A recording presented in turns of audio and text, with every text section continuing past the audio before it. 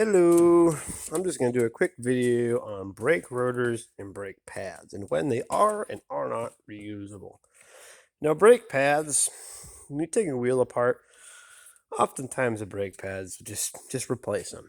They've undergone a lot of heat, a lot of stress, and if your vehicle is making noises to the point where you're going to take the brake pads apart, it's probably time. Otherwise, hang in a second and I'll show you the example of what not to use. Now, when it comes to rotors, you gotta remember that rotors take friction on both sides. On the back side of the wheel, you should be able to run your fingernail across it without catching anything. And I mean, if you can catch 4 or 5 times briefly, that's fine. If you can take some sandpaper, maybe a whiz wheel, or even an angle grinder with a wire wheel. Don't ever take a friction disc to a brake pad. I've seen that. Don't do it. Don't fucking do it. Wire wheel. Okay? The fact that these are true, which actually, if I line this up right, you can see the warping, but it's really hard to do without a machinist edge. So I'll just get to the point. This is bad. This is really bad. This side's worse. Okay, you see those valleys? That's bad, man. I'm not sure if the phone really picks up how bad those are, but the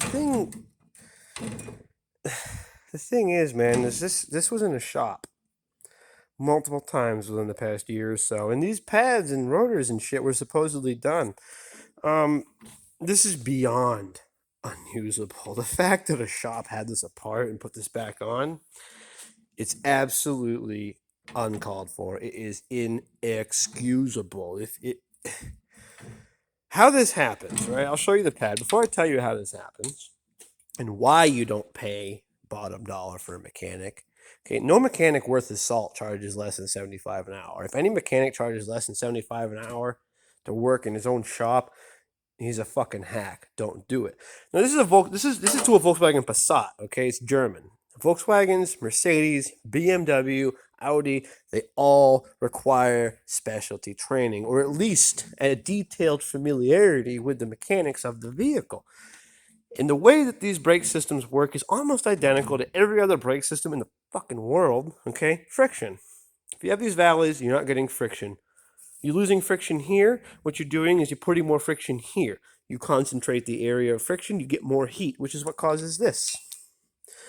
For one, you see how glazed that is?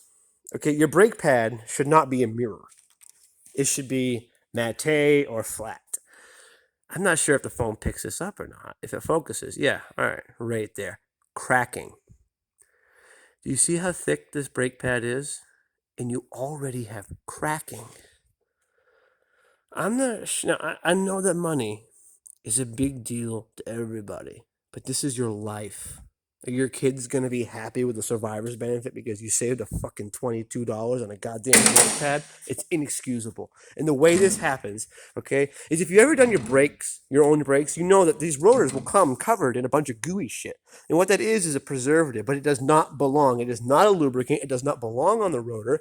And all you have to do is clean it off. This comes from not cleaning it off. These are new. These are not old. These have never been machined. These are less than a year old. I can tell. I can tell that they're less than a year old. These barely have any friction. In fact, right here, the level between these two is how you can tell just how new these are. These have never been machined. These have less than 10,000 miles on them. This is absolutely unacceptable.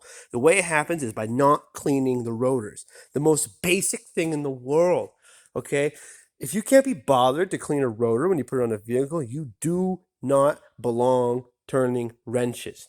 Now, I will eventually name these people publicly, which is honestly, one mechanic publicly shaming another is probably one of the most pathetic, inexcusable, unprofessional things you can do. But every so often, I see workmanship that's just so goddamn horrible, I'm willing to break that line. And I'll start by saying, Eds and Bucksport, I've seen worse come out of Eds and Bucksport. I've seen straight up ruptured brake lines, holes in frames, holes in body panels. Guy thinks he's helping people.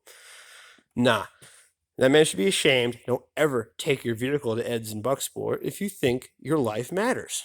Okay? Now, as bad as this is, I'm not ready to call these guys out. So let that show you just how little I think of Eds in Bucksport. But furthermore, I want to show you just how little effort is actually required to prevent this. You don't even have to wipe the fucking thing down. That's it. You don't even have to wipe it down. You should wipe it down if you care about your workmanship, your craftsmanship. Ready? Watch this. One finger. I lift the fucking rotor over. What was that? 7 seconds of spraying brake cleaner. 7 seconds of my time to do the job